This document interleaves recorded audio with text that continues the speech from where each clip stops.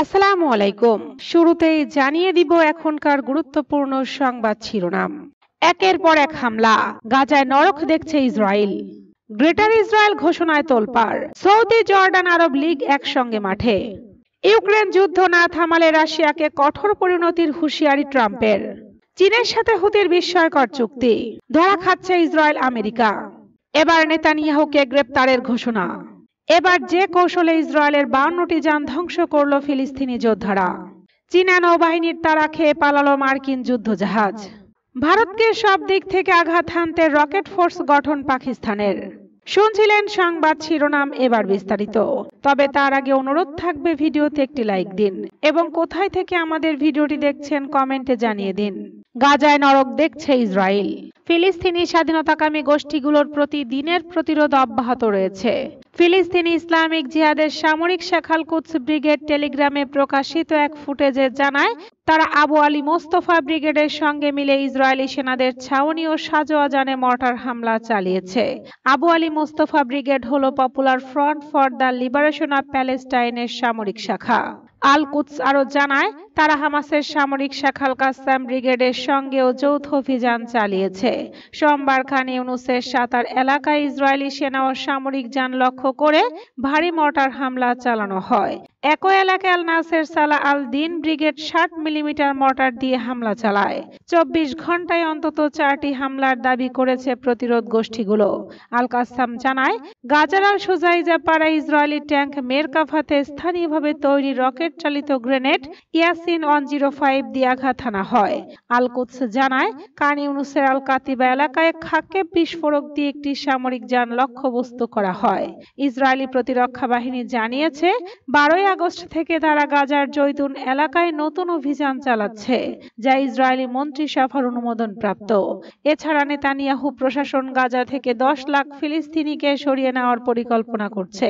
আল Qassam আল কুদস দাবি করেছে, সাম্প্রতিক দিনগুলোতে ইসরায়েলের অন্তত 52টির বেশি সামরিক যান ক্ষতিগ্রস্ত হয়েছে। গ্রেটার ইসরায়েল ঘোষণায় তোলপাড়, সৌদি জর্ডান আরব লীগ একসঙ্গে মাঠে। সৌদি আরব বুধবার ইসরায়েলের প্রধানমন্ত্রী বেনিয়ামিন নেতানিয়াহুর তথাকথিত গ্রেটার ইসরায়েল সমর্থনকারী বক্তব্যের তীব্র নিন্দা জানিয়েছে। এক সাক্ষাৎকারে নেতানিয়াহু বলেন, তিনি গ্রেটার ইসরায়েলের ভাবনার সঙ্গে খুবই যুক্ত। গ্রেটার ইসরায়েল বলতে বোঝানো হয় এমন এক সম্প্রসারণবাদী পরিকল্পনা যেখানে পূর্ব জেরুজালেম, পশ্চিম তীর, গাজা উপত্যকা, সিনাই উপদ্বীপ, গোলান মালভূমি এবং আশপাশের কিছু আরব দেশের অংশ অন্তর্ভুক্ত থাকে। সৌদি পররাষ্ট্র মন্ত্রণালয় জানায়, তারা ইসরায়েলের বসতি স্থাপন ও সম্প্রসারণের এসব পরিকল্পনা পুরোপুরি প্রত্যাখ্যান করছে। মন্ত্রণালয় আরো বলে, আন্তর্জাতিক আইন অনুযায়ী ফিলিস্তিনিদের তাদের নিজ ভূমিতে স্বাধীন ও সার্বভৌম রাষ্ট্র প্রতিষ্ঠার ঐতিহাসিক ও আইনি অধিকার আছে। বিবৃতিতে সতর্ক করে বলা হয়, ইসরায়েলের এই প্রকাশ্য লঙ্ঘন আন্তর্জাতিক আইনকে দুর্বল করছে, অন্যান্য দেশের সার্বভৌমত্ব ভঙ্গ করছে এবং আঞ্চলিক ও বৈশ্বিক শান্তি ও নিরাপত্তাকে হুমকির মুখে ফেলছে। গালফ কোঅপারেশন কাউন্সিলের মহাসচিব এ বক্তব্যের নিন্দা জানিয়ে বলেন, এটি জাতিসংঘ সনদ ও আন্তর্জাতিক আইনের সরাসরি লঙ্ঘন এবং আরব রাষ্ট্রগুলোর সার্বভৌমত্বের উপর স্পষ্ট আঘাত। তিনি সতর্ক করে দেন, এমন মন্তব্য আঞ্চলিক ও বৈশ্বিক স্থিতিশীলতার জন্য সরাসরি হুমকি এবং জিসিসি আরব দেশগুলোর ভৌগোলিক অখণ্ডতা বিনষ্টের যে কোনো প্রচেষ্টা প্রত্যাখ্যান করে। আল বুদা ইইউ আন্তর্জাতিক সম্প্রদায়কে আহ্বান জানান, এসব উস্কানিমূলক বক্তব্যের বিরুদ্ধে দৃঢ় অবস্থান নিতে এবং এমন পদক্ষেপ ঠেকাতে যা উত্তেজনা বাড়িয়ে শান্তির সম্ভাবনা নষ্ট করতে পারে।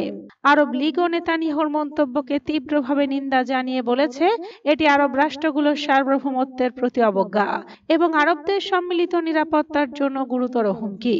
সংস্থাটি একে ঔপনিবেশিক বিভ্রম ভিত্তিক সম্প্রসারণবাদী মানসিকতার প্রতিফলন বলে আখ্যা দিয়ে জাতিসংঘ নিরাপত্তা পরিষদকে এমন চরমপন্থী বক্তব্যের বিরুদ্ধে ব্যবস্থা নেওয়ার আহ্বান জানিয়েছে। জর্ডানের পররাষ্ট্র মন্ত্রণালয় নেতানিয়াহুর মন্তব্যকে বিপজ্জনক ও উস্কানিমূলক বলে নিন্দা জানায়। মন্ত্রণালয়ের মুখপাত্র সুফিয়ান কুদাহ বলেন, ইসরায়েলি নেতার এই অবাস্তব কল্পনা জর্ডান বা আরব দেশগুলোর উপর প্রভাব ফেলবে না এবং ফিলিস্তিনিদের বৈধ অবিচ্ছেদ্য অধিকার ক্ষুণ্ণ করতে পারবে না। তিনি আরো বলেন, এসব বক্তব্য ইসরায়েলি সরকারের চরমপন্থার পরিচয় দেয় এবং আঞ্চলিক স্থিতিশীলতা ও বৈশ্বিক শান্তি রক্ষায় আন্তর্জাতিক সম্প্রদায়কে দ্রুত পদক্ষেপ নিতে হবে। ইউক্রেন যুদ্ধ না থামালে রাশিয়াকে কঠোর পরিণতির হুঁশিয়ারি ট্রাম্পের। মার্কিন প্রেসিডেন্ট ডোনাল্ড ট্রাম্প সতর্ক করে বলেছেন, রাশিয়া যদি ইউক্রেনের বিরুদ্ধে চলমান যুদ্ধ বন্ধ না করে তবে দেশটিকে খুব কঠোর পরিণতি ভোগ করতে হবে। কেনেডি সেন্টারে সাংবাদিকদের প্রশ্নের জবাবে তিনি এই হুঁশিয়ারি দেন। শুক্রবার আলাস্কায় রাশিয়ার প্রেসিডেন্ট ভ্লাদিমির পুতিনের সঙ্গে বৈঠকের পর যদি যুদ্ধবিরতিতে সম্মতি না আসে তবে রাশিয়ার বিরুদ্ধে নানা পদক্ষেপ নেওয়া হবে বলে জানান ট্রাম্প। তিনি বলেন, এসব পদক্ষেপ শুল্ক আরোপ থেকে শুরু করে অর্থনৈতিক নিষেধাজ্ঞা পর্যন্ত হতে পারে। ট্রাম্প আরও জানান, প্রথম বৈঠক ফলপ্রসূ হলে তিনি দ্রুত দ্বিতীয় বৈঠকের আয়োজন করতে চান, যেখানে ইউক্রেনের প্রেসিডেন্ট ভলোদিমির জেলেনস্কি উপস্থিত থাকতে পারেন। তবে তার মতে, যদি প্রত্যাশিত জবাব না পাওয়া যায় তবে দ্বিতীয় বৈঠক হবে না।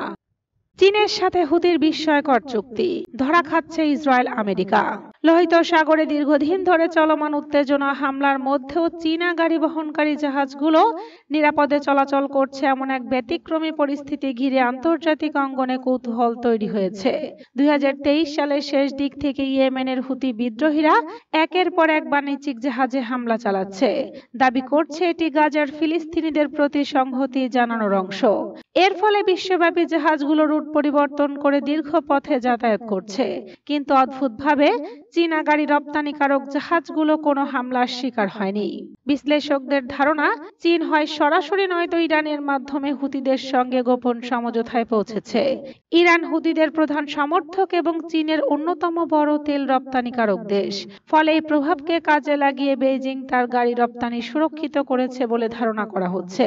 তবে নিরাপত্তা চুক্তি সব চীনা জাহাজের জন্য নয়, শুধু ইউরোপগামী গাড়ি বহনকারী জাহাজগুলোই এর সুবিধা পাচ্ছে। এমনকি বিদেশি পতাকাবাহী জাহাজও যদি চীনা গাড়ি বহন করে তারাও নিরাপদে লোহিত সাগর অতিক্রম করছে।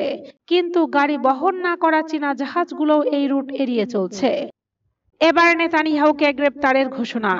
অবরুদ্ধ গাজায় ইসরায়েলের গণহত্যামূলক আগ্রাসনের বিরুদ্ধে কড়া অবস্থান নিয়েছে বিশ্বের অন্যতম সুখী দেশ নরওয়ে। রাজধানী অসলোর কর্তৃপক্ষ জানিয়েছে, ইসরায়েলের প্রধানমন্ত্রী বেনিয়ামিন নেতানিয়াহু নরওয়েতে প্রবেশ করলেই তাকে গ্রেপ্তার করা হবে। হেগের আন্তর্জাতিক অপরাধ আদালত 2024 সালের 21 নভেম্বর যুদ্ধাপরাধ ও মানবতা বিরোধী অপরাধের অভিযোগে নেতানিয়াহুর বিরুদ্ধে গ্রেপ্তারি পরোয়ানা জারি করে। নরওয়ের উপপররাষ্ট্রমন্ত্রী আন্দ্রেয়াস ক্রাভিচ জানান, তার দেশ আইসিসির জারি করা এই পরোয়ানার প্রতি অঙ্গীকারবদ্ধ। তিনি স্পষ্ট করে বলেন, নেতানিয়াহু নরওয়েতে নামলেই তাকে গ্রেপ্তার দেখানো হবে। এবার যে কৌশলে ইসরায়েলের 52টি যান ধ্বংস করল ফিলিস্তিনি যোদ্ধারা। গাজার ধুধু প্রান্তরে চলছে এক অসম যুদ্ধ। একদিকে ইসরায়েলি বাহিনীর আধুনিক সমরাস্ত্রের ঝনঝনানি, অন্যদিকে ফিলিস্তিনের স্বাধীনতাকামী প্রতিরোধ যোদ্ধাদের কৌশলী গেরিলা আক্রমণ। ট্যাঙ্ক ও সাজোয়া যানবাহনের অভিযানের মুখেও মাতৃভূমি রক্ষায় দৃঢ় প্রতিজ্ঞ তারা। প্রতিটি অলিগলি, প্রতিটি ধ্বংসস্তূপের আড়াল থেকে অতর্কিত আঘাত এনে দখলদার বাহিনীকে ব্যাপক ক্ষয়ক্ষতির মুখে ফেলছে এই যোদ্ধারা। অদম্য সাহসে ধ্বংসস্তূপের মাঝেও প্রতিরোধের অগ্নিশিখা জ্বলছে। ইসরায়েলের মতো অত্যাধুনিক কামান বা আকাশযান না থাকলেও তাদের হাতে আছে মাটির প্রতি ভালোবাসা ও স্বাধীনতার তীব্র আকাঙ্ক্ষা। রাতের অন্ধকারে কিংবা দিনের আলোয় সুযোগ পেলেই ঝাঁপিয়ে পড়ছে ইসরায়েলি সেনাদের উপর, কেড়ে নিচ্ছে একের পর এক জীবন। এই যুদ্ধ তাদের অস্তিত্ব রক্ষার নিরন্তর সংগ্রাম, আর গাজার প্রতি ইঞ্চি মাটি যেন তাদের দুর্গ। হামাসের সামরিক শাখা আল কাসসাম ব্রিগেড জানিয়েছে, দীর্ঘ 675 দিনের যুদ্ধে তারা ইসরায়েলের অন্তত 52টি সামরিক লক্ষ্য ধ্বংস করেছে। সাম্প্রতিক হামলায় গত 4 জুলাই সুজাইজার পূর্বাঞ্চলে একটি মার্কাভা ট্যাঙ্ক ধ্বংস হয়। এর পরের দিন একটি ঘরে অবস্থানরত ইসরায়েলি সেনাদের লক্ষ্য করে বিস্ফোরণ ঘটিয়ে হতাহতের ঘটনা ঘটায় তারা। 9 জুলাই একই এলাকায় 3 সেনাকে সরাসরি গুলি করে হত্যা করা হয়। গত সোমবার আল কাসসাম যোদ্ধাদের হামলায় ইসরায়েলি 2টি সামরিক স্থাপনা ধ্বংস হয় ও 2 সেনা গুলিবিদ্ধ হয়। চীনা নৌবাহিনীর তাড়া খেয়ে পালালো মার্কিন যুদ্ধজাহাজ। দক্ষিণ চীন সাগরে চীনা নৌবাহিনীর তাড়া খেয়ে পালিয়েছে একটি মার্কিন যুদ্ধজাহাজ। দক্ষিণ চীন সাগরের ব্যস্ত জলপথ স্কারবোরো শোলের কাছে ঢুকে পড়ে একটি মার্কিন ডেস্ট্রয়ার। পরে চীনা নৌবাহিনীর তাড়া খেয়ে সেটি পালিয়ে যায়। চীনের সামরিক বাহিনী তথ্য জানিয়েছে। অন্যদিকে মার্কিন নৌবাহিনী জানিয়েছে, তাদের পদক্ষেপ আন্তর্জাতিক আইনের সঙ্গে সঙ্গতিপূর্ণ। কয়েকদিন আগে একই জলসীমায় ফিলিপাইনের জাহাজ তাড়া করার পর এই ঘটনা ঘটল। গত কয়েক বছর পর দক্ষিণ চীন সাগরে এটি প্রথমবারের মতো প্রবেশ মার্কিন সামরিক যানের। বেইজিং সবসময় সমগ্র দক্ষিণ চীন সাগর নিজেদের সীমানার মধ্যে দাবি করে থাকে। এছাড়া বিভিন্ন দ্বীপ এবং আশেপাশের অঞ্চল মালিকানা নিয়ে বছরের পর বছর ধরে চীনের অমীমাংসিত বিরোধ চলছে প্রতিবেশী দেশগুলোর সঙ্গে। বার্ষিক $3 ট্রিলিয়ন বেশি জাহাজ বাণিজ্যের জন্য স্কারবোরো শোল কৌশলগতভাবে উত্তেজনার একটি প্রধান উৎস হয়ে দাঁড়িয়েছে।